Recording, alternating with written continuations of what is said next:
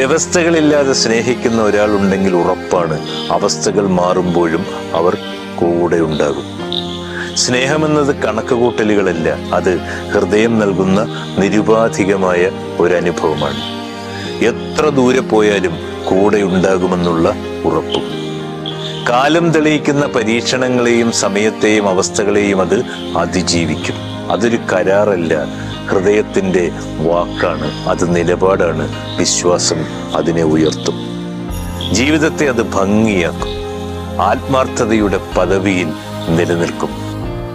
നിബന്ധനകളാണെങ്കിലോ അതിനെ തളർത്തും, വ്യവസ്ഥകൾ അതിനെ ഭയപ്പെടുത്തും. അളവുകൾ നിശ്ചയിച്ചു തുടങ്ങുമ്പോൾ സ്നേഹം അതിൻ്റെ ആത്മാർത്ഥതയെയും ആത്മാവിനെയും നഷ്ടപ്പെടുത്തും. ബന്ധങ്ങളുടെ ആഴങ്ങൾ വറ്റും, അവിടെ ഒരു ഉടമ്പടി ആരംഭിക്കും.